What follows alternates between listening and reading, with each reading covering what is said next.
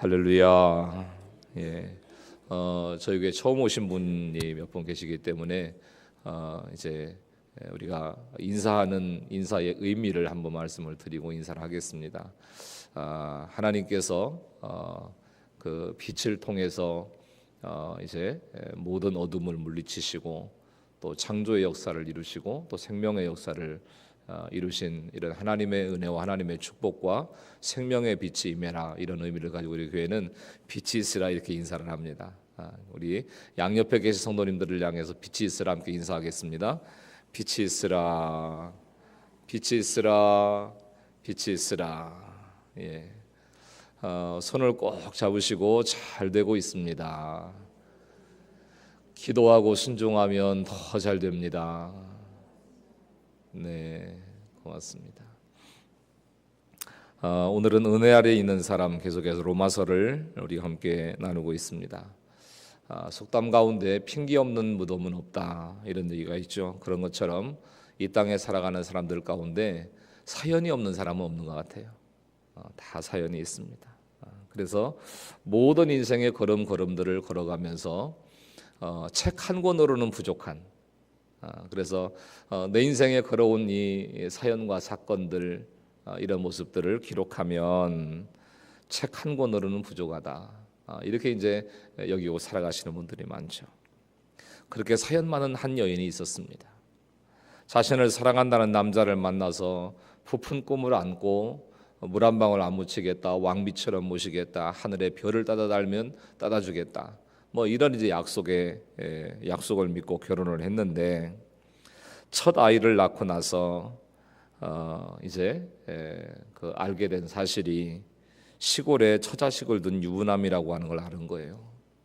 그러니까 사기 결혼을 당한 거죠. 말하자면 총각인 줄 알고 결혼을 했는데, 그 총각이라는 말에 속아서 결혼까지 한 것이 분하고 억울했지만, 이게 내 자신의 운명이려니 이렇게 생각을 하고 그대로 살기로 한 거예요.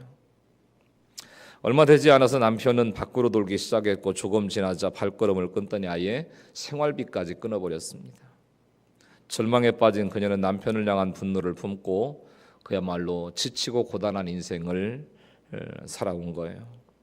혼자서 아이를 키우느라 고생도 많이 했고, 힘들 때마다 주제가처럼 되뇌이는 이야기가 남자는 다 도둑놈이고 강도다, 이런 이제 말을 이제 입에 이렇게 달고 이렇게 산 거예요.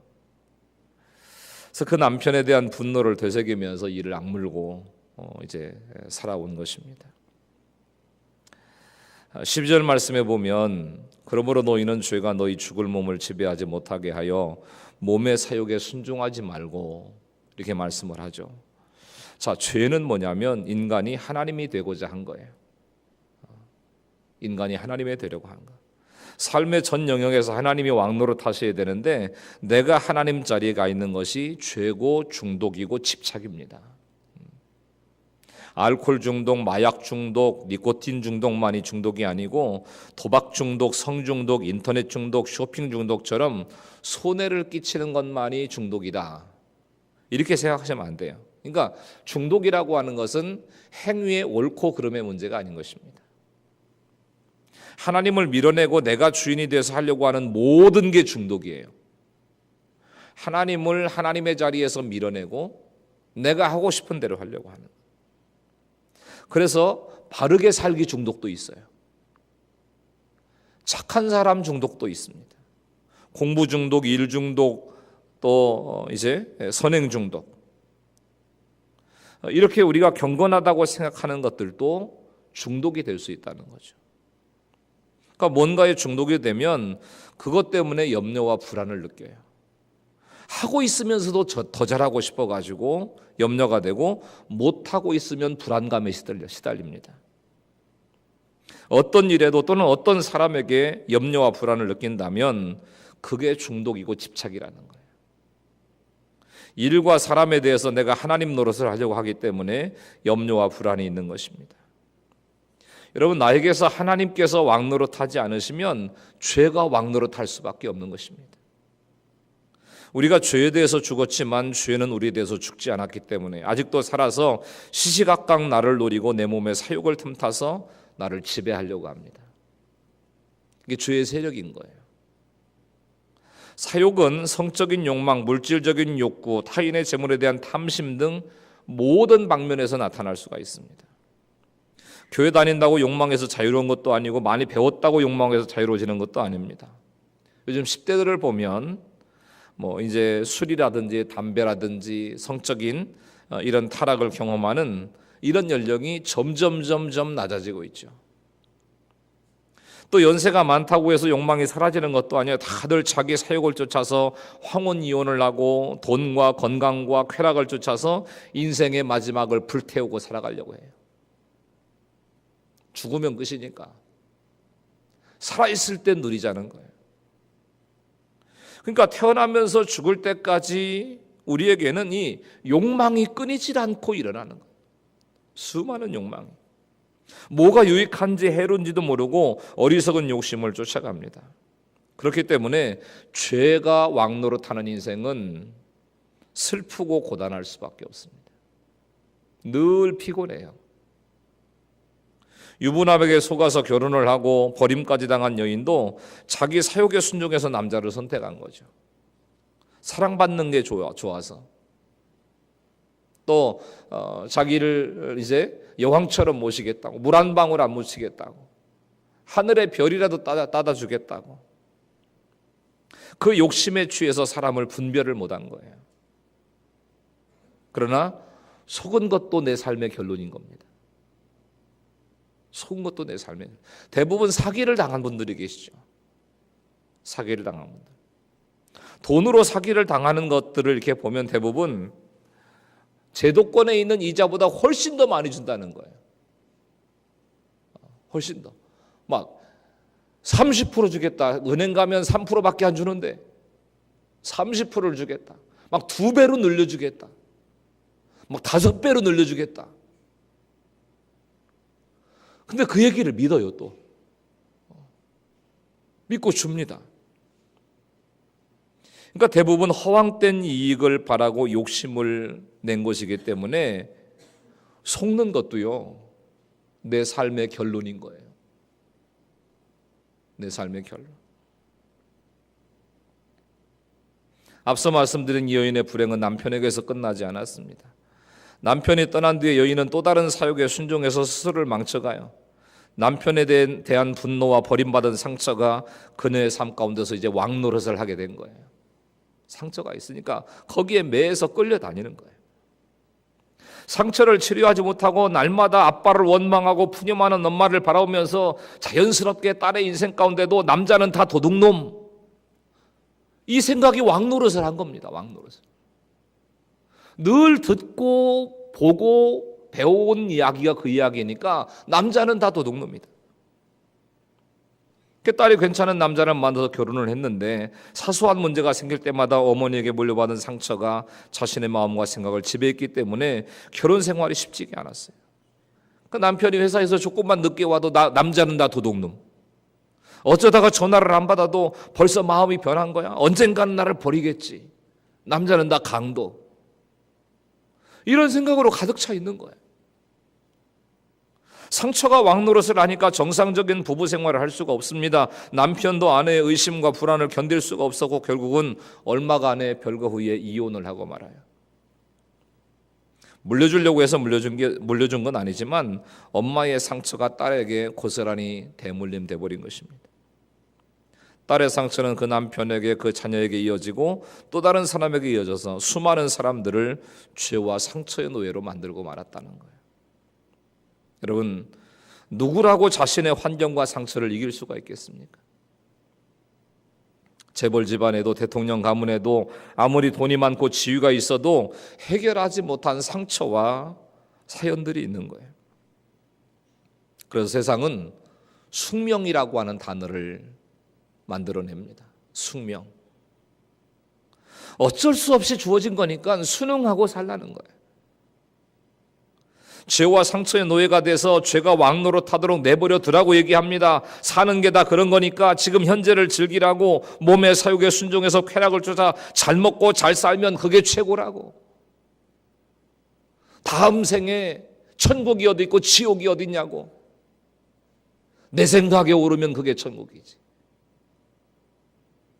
이렇게 얘기하는 거예요. 가만히 생각해 보세요. 지금 나에게서 왕노릇하는 건 뭔가? 나에게 왕노릇하는 게 뭔가? 행위는 끊었지만 마음과 생각을 지배하는 음란은 없는지? 종일 눈앞에 어른거리는 게 뭐예요? 과거의 상처와 수치에 휘둘리면서 미움과 분노의 사욕에 순종하고 있지는 않는가? 우리가 묵상하고 깊이 생각해 보셔야 될 부분들인 것입니다. 그 다음에 이어지는 14절 말씀입니다. 죄가 너희를 주장하지 못하리니 이는 너희가 법 아래 있지 아니하고 은 아래 있습니다. 미국의 남북전쟁이 이제 마무리되고 노예제도가 폐지됐을 때 어떤 일이 일어났냐면, 노예였던 흑인들이 자유인이 됐는데도 평생 살아왔던 그 습관과 사고방식을 버리기가 어려운 거예요. 할아버지 때부터 계속해서 할아버지, 아버지 자신에 대해도 계속 노예로 살아왔기 때문에. 그래서 스스로 무엇인가를 선택하고 소유하는 이 자유인의 지위를 이해할 수가 없는 거예요. 우리는 시켜야 움직이는 사람들인데, 스스로 뭔가를 할 줄 아는 사람들이 아닌 거예요. 시켜야 움직이는 사람들인 거죠. 그러니까 이제 완전히 해방됐다고 해도 예전의 주인만 나타나면 막 부들부들 떨면서 자리에 앉아 있다가도 벌떡 일어나면서 예스! 이러는 거예요. 자유인이 됐는데도 주인만 나타나면 부들부들 떨어 긴장이 되고,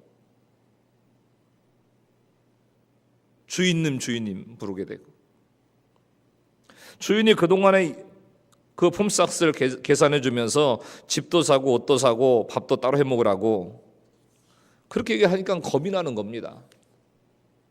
그래서 주인에게 그 돈을 다시 돌려주면서 그냥 주인님 밑에서 살겠습니다.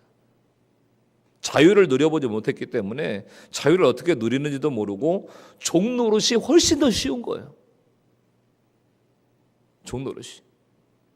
그래서 법적으로는 노예제도가 폐지됐지만 그 이후에도 노예들이 굉장히 그 상태로 남아 있었다는 거죠. 자유를 누릴지를 모르는 거예요. 내가 몸의 사욕에 순종한다라고 하는 것은 자유인의 신분을 포기하는 것입니다. 예수 그리스도의 십자가에서 죄의 몸이 멸하고 죄의 종에서 벗어났는데, 십자가의 은혜가 나를 자유인으로 선포했는데 그냥 종으로 살겠다는 거예요. 죄의 종으로 살겠다, 상처의 종으로 살겠다, 집착의 종으로 살겠다, 중독의 종으로 살겠다는 거예요. 이미 폐지된 법에 매여서 그 법의 주관을 받겠다는 것입니다. 어쩔 수 없다고요. 그런 남편을 만났기 때문에 어쩔 수가 없다. 그런 집안에서 태어났기 때문에, 그런 시대를 따라서 태어났기 때문에, 이제껏 그렇게 살아왔기 때문에 죄와 상처의 종노릇을 할 수밖에 없다고. 맞아요. 죄가 완전히 죽은 게 아니에요. 여전히 활발하게 활동을 하고 있습니다. 그러나 죄가 살아있다고 해도, 내 몸에 그치지 않는 사욕이 있다고 해도 이제는 그 죄가 나를 주관하지 못해요. 왜냐하면 이미 그 법은 예수 그리스도의 십자가의 보혈을 통해서 폐기된 법이기 때문에 그래요. 노예제도가 폐지된 것처럼 우리를 죄의 종노릇하고 하도록 만들고 있는 이 모든 죄의 법은 폐기가 된 것입니다. 새로운 법이 적용이 됐어요. 예수님의 십자가의 보혈의 법, 구원과 구속의 법이 다시 적용이 되기 시작한 거예요. 우리의 삶 속에.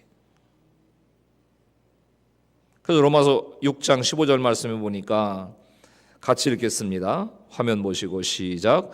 그런즉 어찌하리요? 우리가 법 아래 있지 아니하고 은혜 아래 있으니 죄를 지으리요? 그럴 수 없느니라. 아무리 법이 엄격하고 처벌이 강해져도 인류 역사상 죄가 사라진 적이 없죠.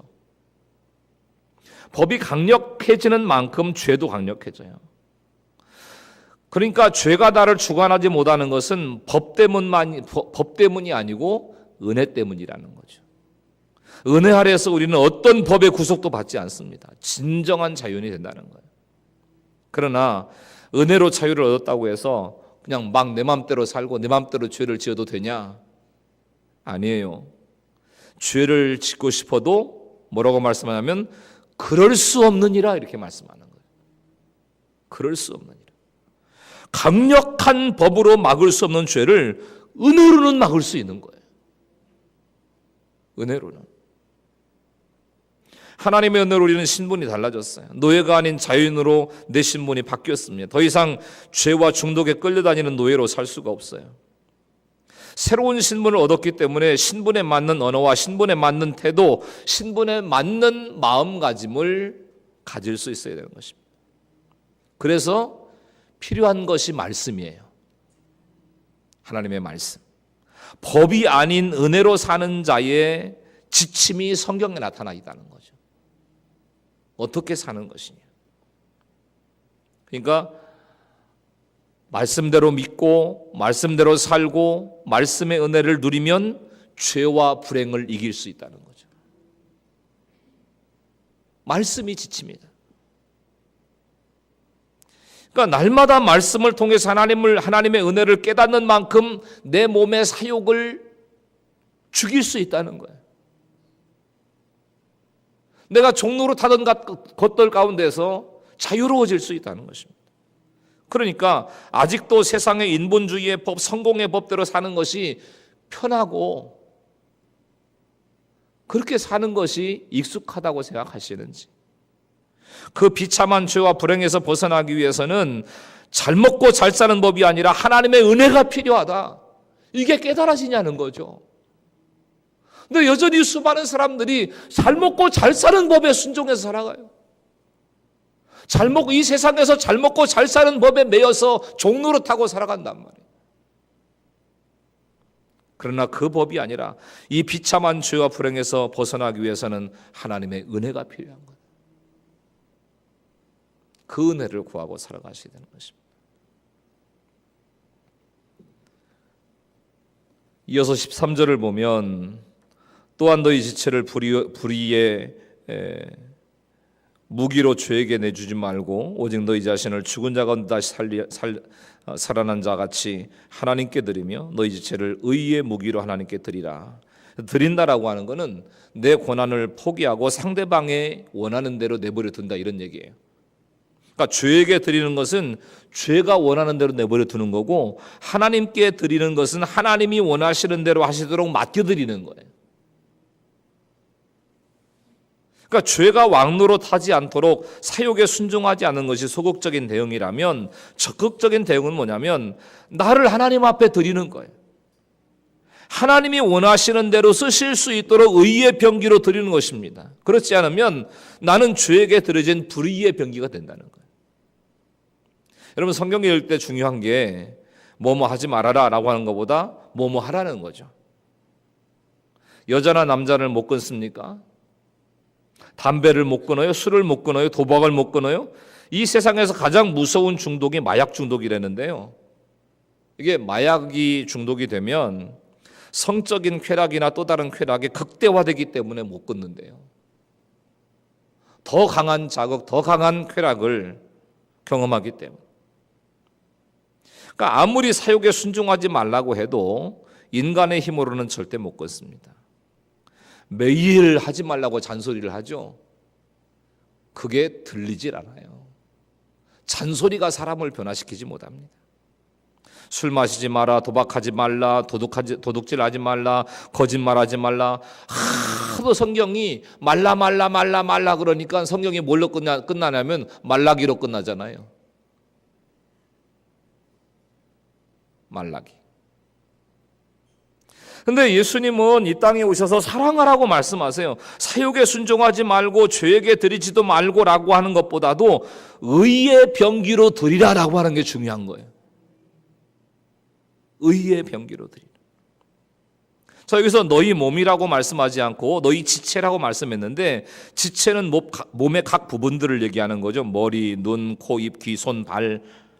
구체적인 대상을 얘기하는 거예요. 그러니까 하지 말아야 할 일을 해서 손으로 짓는 죄가 있고, 가지 말아야 될 곳에 가서 발로 짓는 죄가 있어요. 행동으로 옮기지 않아도 눈으로, 입으로, 머리로 짓는 죄가 있습니다. 그러니까 내가 몸의 사욕에 순종치 않으려고 해도 각각의 지체가 죄를 짓고 있기 때문에 적극적으로 내 의지를 동원해서 의의 병기로 나를 들어야 된다는 거예요. 의의 병기로 하나님 앞에 내 삶을 들어야 된다는 것입니다. 고린도서 5장 15절 말씀에 이런 말씀이 있어요. 같이 읽습니다. 시작. 그가 모든 사람을 대신하여 죽으심은 살아있는 자들로 하여금 다시는 그들 자신을 위하여 살지 않고 오직 그들을 대신하여 죽었다가 다시 살아나신 이를 위하여 살게 하려 함이라. 주님이 십자가에 죽으시고 다시 사시는 것은 내가 더 이상 나를 위해 살지 않고 주님을 위해 살게 하시려는 뜻이 계신 거예요.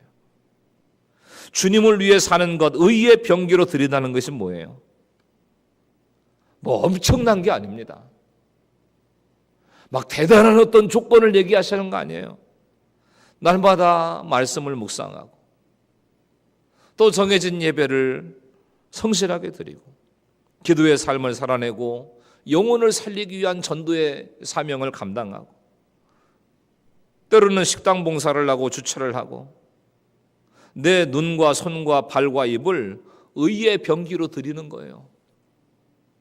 교사를 하고 찬양대를 하고 그러니까 내 지체를 불의의 병기로 주에게 드리든지 의의 병기로 하나님께 드리든지 둘 중에 하나거든요. 둘 중에 하나. 그러니까 어디에도 속하지 않고 그냥 중간에 있을 수는 없는 거예요. 중간에 있을 수는 없다. 그러니까 하나님께 드려지지 않았다면 주에게 드려진 거죠. 하나님께 드려지지 않은 것은. 하나님께 헌신하지 않은 시간과 물질과 몸은 당연히 주에게 헌신하게 되어 있는 겁니다. 결국 의의 병기로 드리지 않은 그 시간만큼 죄를 짓고 있다는 거예요.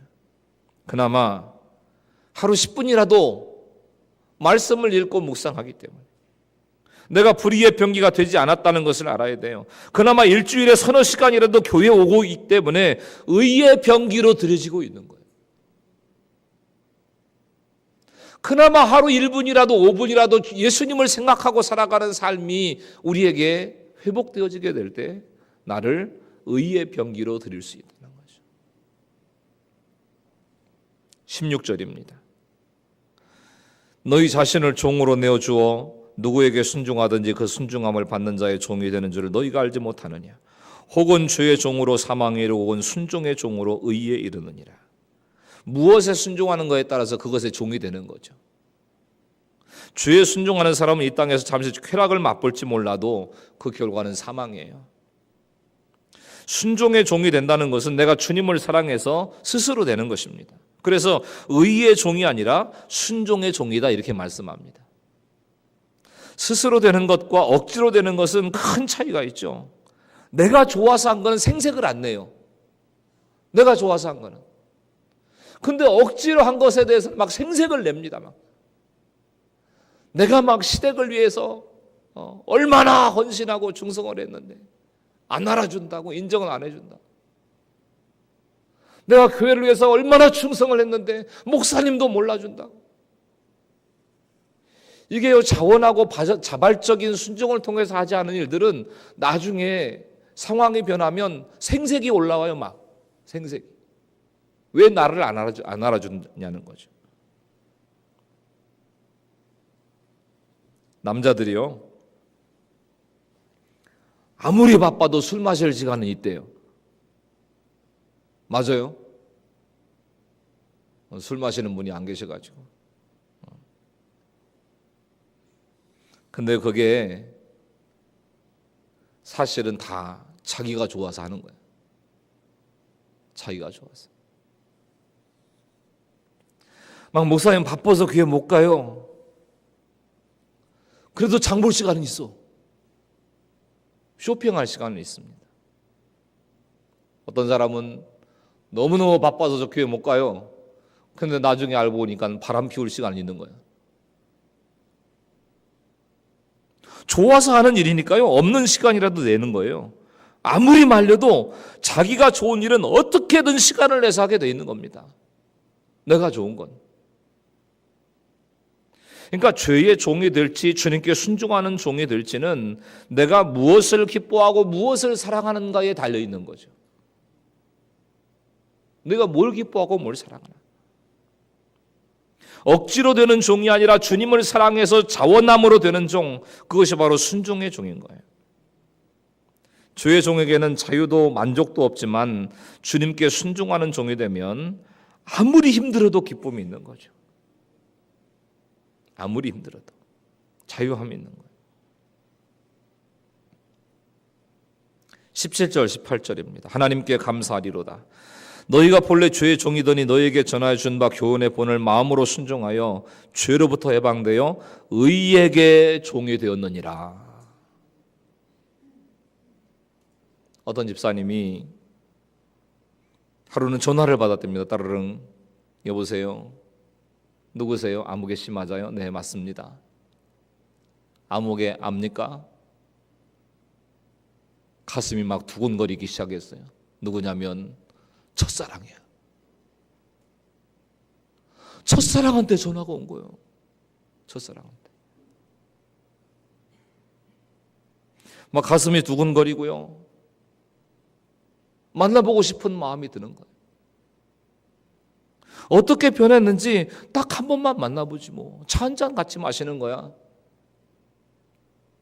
무슨 뭐 내가 바람을 피우는 것도 아니고.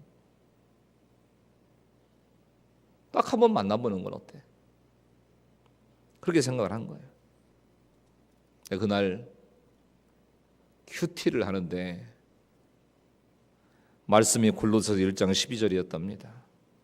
우리로 하여금 빛 가운데서 성도의 기업의 부분을 얻기에 합당하게 하신 아버지께 감사하게 하시기를 원하노라. 그 말씀이 이 집사님의 마음속에 큰 울림으로 온 거예요. 말씀으로 빛 가운데 잊지 못한 자신의 모습. 남편에게 숨기고 또 믿음의 지체들에게 숨기고 첫사랑을 만나보려고 했던 자신의 어두움을 깨닫게 된 것입니다. 그냥 지나가도 되는데 남편에게 고백을 했잖아요. 사실은 며칠 전에 첫사랑에게서 전화가 왔는데 어떻게 변했는지 얼굴만이라도 한번 보고 싶어서 나가려고 했었다.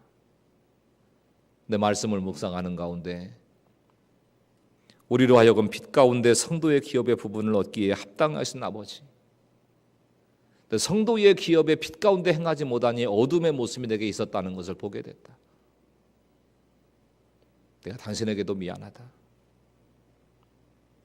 그래 고백을 했더니 남편이 고맙다고, 진짜 당신을 사랑한다고, 그러면서 사실은 나도 얼마 전에 첫사랑에서 연락이 왔다. 첫사랑에서 연락이 왔다. 근데 그거를 당신한테 얘기하면 집안에 분란이 일어날 것 같아서 내가 숨기고 있었다. 여러분, 이게요, 인간적인 솔직함으로 고백했다면 대판 부부싸움이 났겠죠. 그래, 만나보지 그랬냐? 뭐 나보다 훨씬 낫지. 그놈한테 가. 막 그러면서 대판 싸움이 났을 거예요. 그러면서 어떻게 결론이 나는가 하면 앞으로는 속 얘기를 절대로 하나 봐라. 앞으로는 나에게 속에 있는 얘기는 절대로 안 한다. 이러고 이제 끝나고 말았을 거라는 거죠. 그러나 집사님 부부는 서로 말씀을 묵상하고 회개하고 기도했기 때문에 더 깊은 사랑의 자리로 나갈 수 있게 된 거예요. 오늘 이렇게 의의 병기로 우리 자신을 드리면서 살아가셔야 됩니다. 지난 한 주 여러분 자신을 어디에 들으셨습니까? 텔레비전에 머리와 눈과 귀를 들이셨습니까? 막 빠져들죠. 막 스카이캐슬 빠져들어요. 술과 담배와 욕설에 입을 들여서 상처를 주고받는 불의의 병기로 살아오진 않았는지, 적극적인 자원함으로 내 자신을 예배와 봉사에 드려서 감사와 기쁨을 누리고 살아가셨는지 이 한 주간도 점검해 보시면서 부지런히 우리의 삶을 의의 병기로 드리고 살아가시는 저 여러분 모두가 될 수 있기를 예수님의 이름으로 간절히 축원합니다.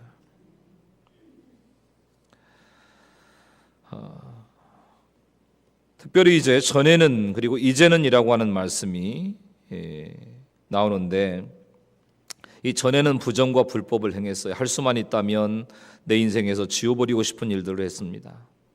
생각만 해도 부끄러워서 숨고 싶은 사망의 열매만 잔뜩 얻은 거예요. 그러나 이제는 죄에서 해방돼서 영생의 열매를 얻었으니 거룩함에 이르라. 22절에 이렇게 말씀을 하죠. 예수님을 믿기 전에와 예수님을 믿고 이제는 내 삶의 차원이 다른 거예요. 전에는 불법을 행해서라도 쾌락을 얻기 위해 살았다면 이제는 인생의 목적이 거룩이 된 거죠. 의의 병기로 나를 드린 거예요.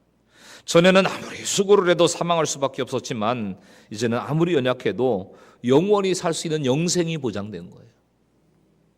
하나님 나라가 약속된 것입니다. 천국 가면 주님 앞에 섰을 때 전도 몇 명 했냐, 헌금 총액이 얼마냐, 집은 몇 평까지 늘려봤냐, 인천 어디에서냐, 송도냐, 청라냐, 뭐 이런 걸 물으실까요, 예수님께서? 아마도 거룩함에 이르기 위해서 얼마나 말씀을 듣고 순종했는지를 묻지 않으실까요? 내 말에 얼마나 순종했냐? 인생에서 중요한 것은 거룩함에 이르는 열매라는 거예요. 그 누구도 행위로서 완전한 사람이 없잖아요. 내가 완전할 수 없다는 그 사실을 아는 사람, 그래서 죄인임을 아는 그 사람이 거룩한 사람인 거예요. 그런 사람들이 모이는 교회가 거룩한 교회인 겁니다. 나뭇가지가 꽃을 피우고 열매를 맺는 것은 나무에 잘 붙어 있으면 저절로 되는 일이잖아요. 막 자기가 열매를 맺으려고 스스로 막 애를 쓰고 막 인상을 쓰고 나는 배를 맺어야 돼, 나는 사과를 생산해야 돼, 그냥 막 나무를 쥐어짜는 게 아니잖아요. 그냥 그 나무에 잘 붙어 있으면, 공급되는 물과 영양분을 잘 받아 먹고만 있으면 자연의 섭리에 따라서 꽃도 피고 열매도 맺고 있기도 하고 이렇게 되는 거예요. 마찬가지로 교회 공동체에 잘 붙어서 예배에 참석하면 생명의 열매를 맺을 수 있다는 사실을 믿으시기를 축원합니다. 교회 머리이신 예수님 공급하시는 영양분을 예배와 말씀을 통해서 잘 공급받을 때 거룩과 충성과 전도의 열매가 저절로 맺혀질 수 있다는 거예요.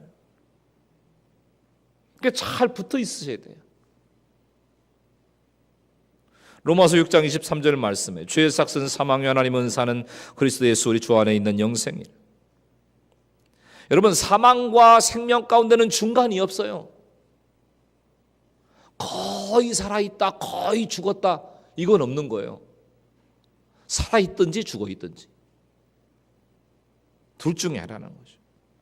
그러니까 죽은 것 같기도 하고 산 것 같기도 한 사람은 없는 거예요.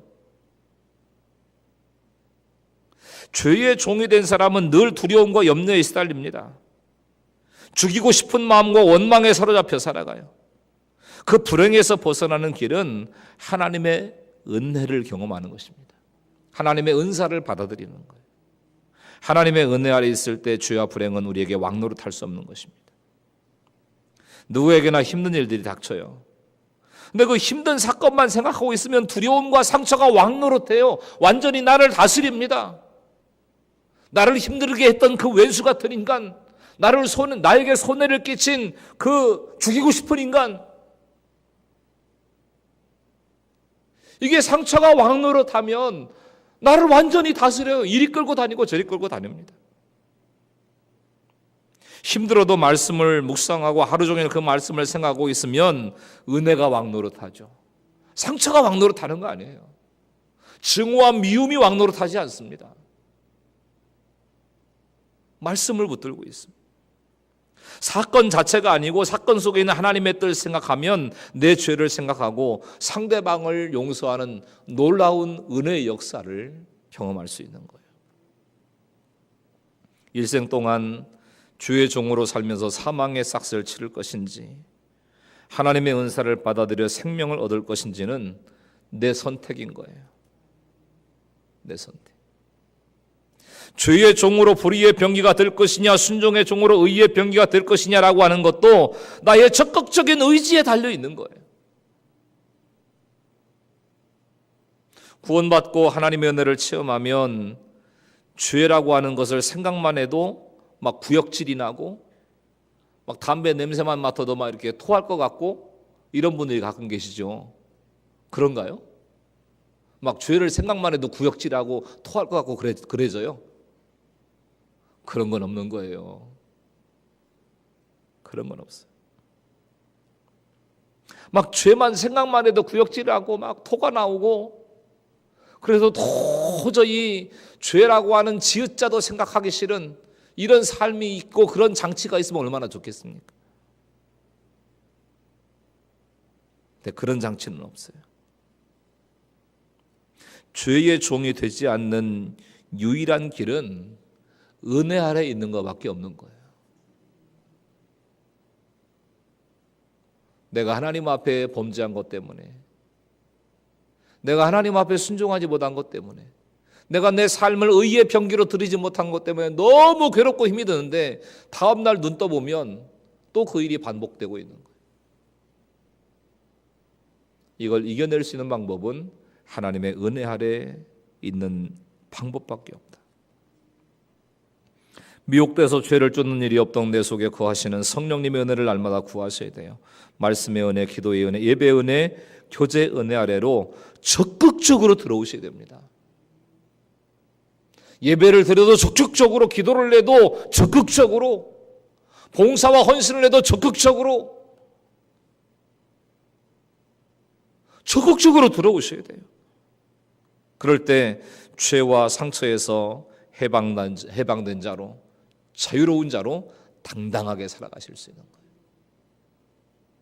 하나님의 은혜를 마음껏 누리시는 복된 명절이 되시고, 또 그런 모습으로 가족들을 만나고 또 친척들을 만나셔서 그 은혜의 선한 영향력, 그 아름다운 이제 의의 병기로 살아가는 삶의 모습들을 통해서 하나님께서 영광 받으실 수 있기를 예수님의 이름으로 간절히 축원합니다. 할렐루야.